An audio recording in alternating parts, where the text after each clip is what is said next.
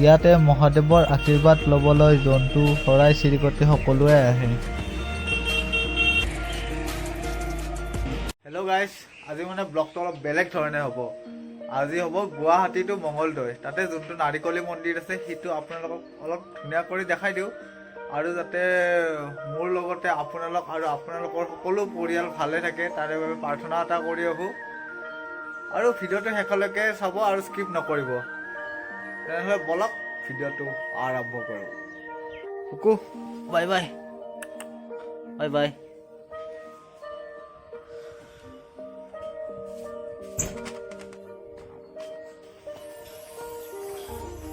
Bye bye,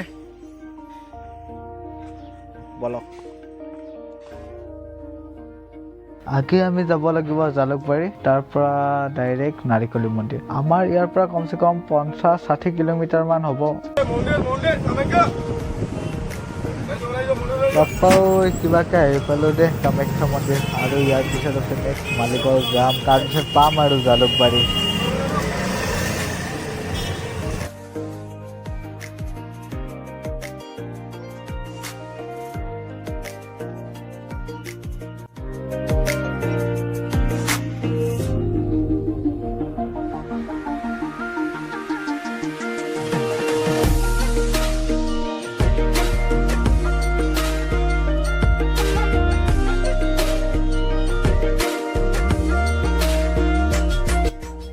এতিয়া আহি পালোঁ জালুকবাৰী। এতিয়া ধুনীয়া আছে উইণ্ড' ছিট এটা লৈ লওঁ। ধুনীয়াকৈ এটা উইণ্ড' ছিট লৈ ল'লোঁ। এতিয়া বলক নাৰিকলী মন্দিৰ। বাকী আপোনালোকে এতিয়া যাত্ৰাৰ মজা লৈ লওক, মানে যাত্ৰাৰ মজা মই লৈ লওঁ, কিন্তু আপোনালোকে ভিডিঅ'ৰ জৰিয়তে লৈ লওক আৰু, নে কি কয় গাইজ?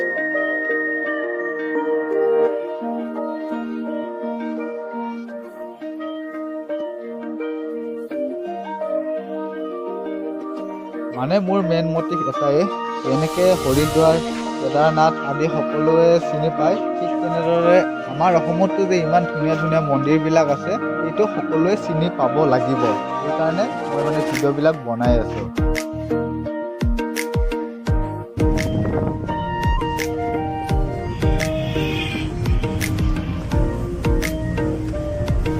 ৰখাব।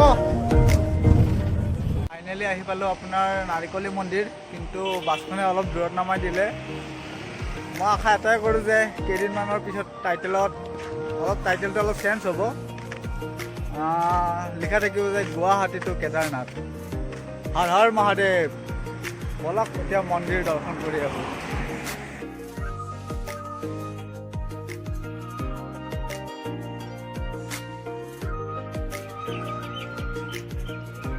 এইটোৱে হ'ল প্ৰসিদ্ধ নাৰিকলী মন্দিৰ, আৰু এইখন হ'ল মেইন গেট। বলক চেণ্ডেলযোৰ আগে থৈ লওঁ।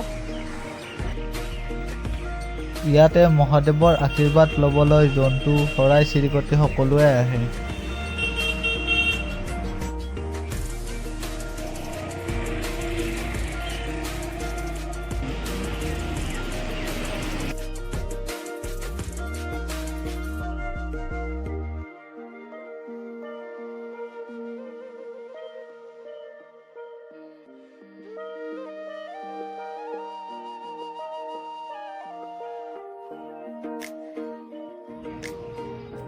মন্দিৰত সোমোৱাৰ আগতে ভৰিখন ধুই লওঁ। হাত ভৰিখিনি ধুই ল'লোঁ। এতিয়া বলক মন্দিৰ দৰ্শন কৰি আহোঁ।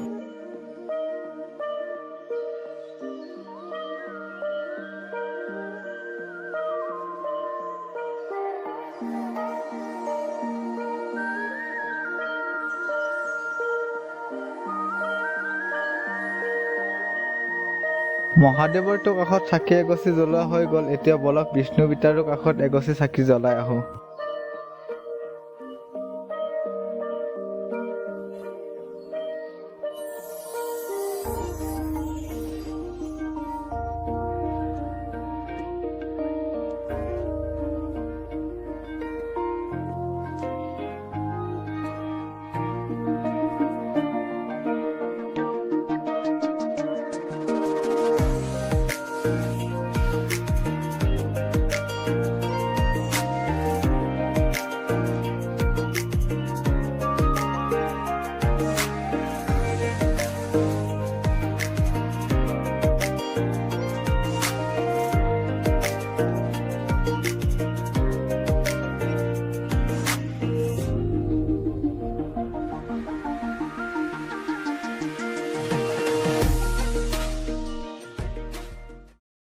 আপোনাৰ প্ৰথমতে নামটো কৈ দিব। মোৰ নাম শ্ৰী মুকুন্দ নাথ।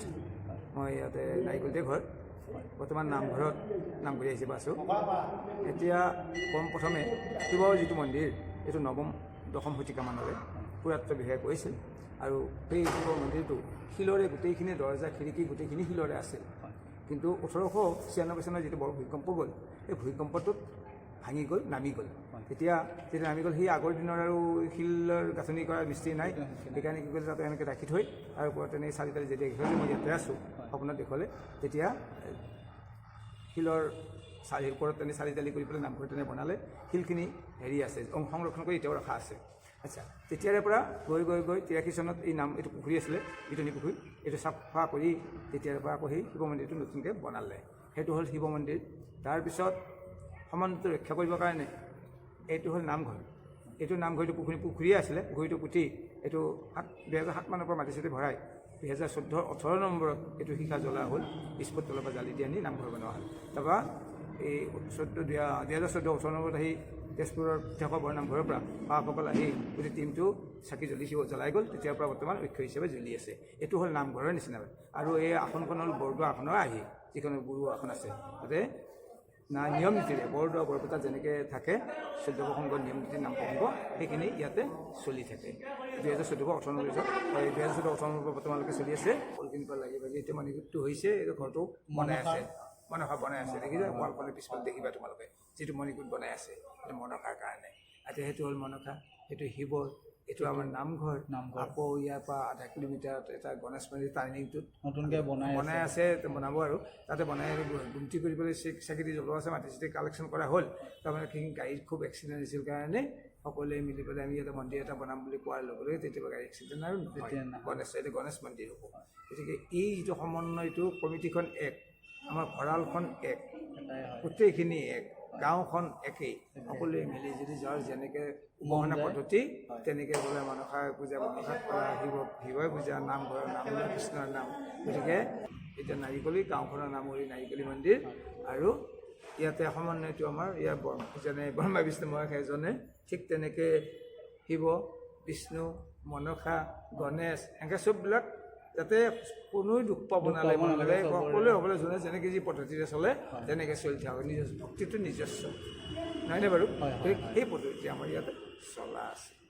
কিন্তু ইয়াৰ নামঘৰৰ নিয়মখিনি যদিও আমি সম্পূৰ্ণ কৰিব পৰা নাই, তথাপি নিয়ম নীতিৰ মাজেৰে নামঘৰৰ নিয়মটো অলপ হ'লেও আছে, চলি আছে।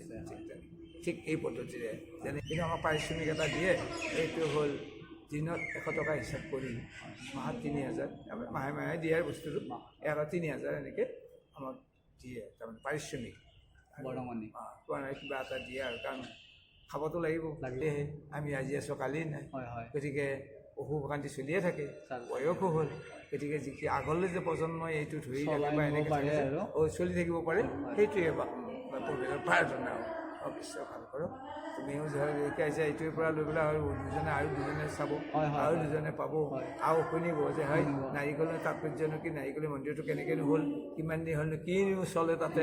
এতিয়া যেনে এতিয়া কয় নাৰিকল মন্দিৰ সেই শিৱ মন্দিৰটো এনেকৈ কয়, ইয়াৰ দ্বাৰা বিলাক পাব যে তাত নামঘৰো এটা আছে, নাম প্ৰসংগও চলে, মনসা মন্দিৰো আছে, চবে জানে। ঠিক এনেকুৱা প্ৰচাৰটো এনেকৈয়ে হয়, যাতে হওক ঈশ্বৰে ভাল কৰি দেই গোহাই। বৰ ভাল লাগিল। তো গুৱাহাটী পাইছে ন? ধন্যবাদ, আপুনি ইমান গুৰুত্বপূৰ্ণ কথাবোৰ জনালে। আপোনাৰ এটা আশীৰ্বাদ লৈ লওঁ। আপোনালোকেতো গম পালে নাৰিকলি মন্দিৰৰ তাৎপৰ্য কি, আৰু ভিডিঅ'টো শ্বেয়াৰ কৰি দিব, কাৰণ আপোনালোকৰ লগতে বাকীবিলাকেও যাতে কথাটো গম পায়। আৰু সেয়াই আছিলে। বাকী ভিডিঅ'টো কেনেকুৱা লাগিলে লাইক কমেণ্ট শ্বেয়াৰ ছাবস্ক্ৰাইব কৰি দিব। Thank you guys.